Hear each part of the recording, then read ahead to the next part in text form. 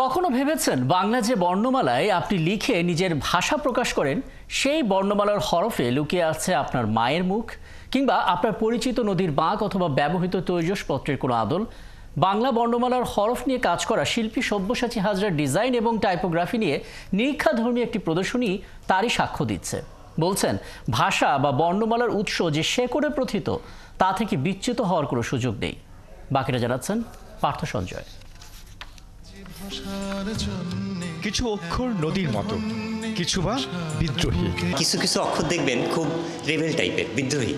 এর কারণ হচ্ছে বাঙালির মধ্যে দেখবেন যে কোথাও জানি একটা লুকানো একটা খুব স্বাধীন চেতা, মুক্ত হওয়ার ইচ্ছা। ও বারবার হেরে যায়, কিন্তু আবারও মাথা তুলে দাঁড়াইতে চায়।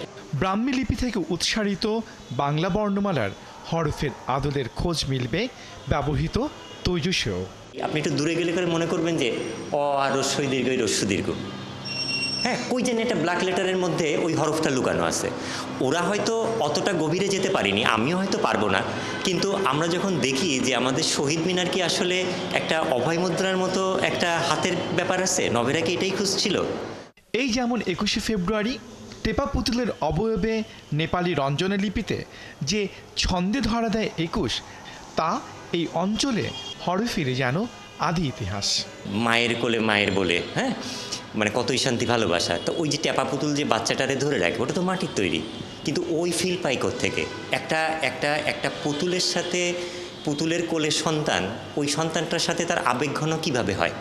আমরা একটা ছোট্ট মৃৎশিল্পের মধ্যে কখন দেখি এটা তো মাটির তৈরি, কিন্তু যখনই মা ওইটাতে করে হয়তো জল ঢেলে দিছে, খাইছি, ওই পাথরটার সাথে কিভাবে রিলেশনটা তৈরি হয়। তো ভাষা তো আলাদা কিছু না, কিন্তু এই ভাষার জন্যে আসলেই তো সত্যি মানুষ কেন জীবন দিল? নিশ্চয়ই তো অন্য কোনো কারণ ছিল, তাই না? শুধু তো ভাষা একটা অক্ষর না।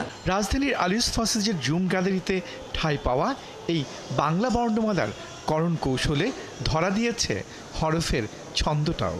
এটা যখন আমরা প্রকৃত ক্যালিওগ্রাফির একেবারে করণ কৌশল ধরে করি, বাঁকা একটা কলম দিয়ে, তখন এই কোণাগুলো তৈরি হয়। এই যে মোটা হচ্ছে, আবার চিকন হয়ে যাওয়া, আবার মোটা, এই জায়গাগুলি হচ্ছে অক্ষরের নান্দনিক সৌন্দর্য।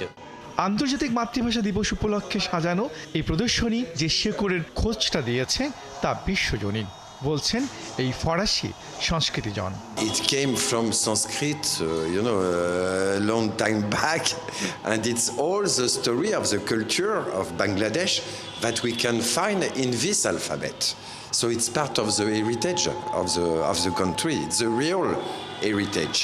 21 ফেব্রুয়ারিতে শুরু হওয়া বর্ণমালার শেকড়ের খোঁজের এই প্রদর্শনীটি শেষ হবে 28 ফেব্রুয়ারি।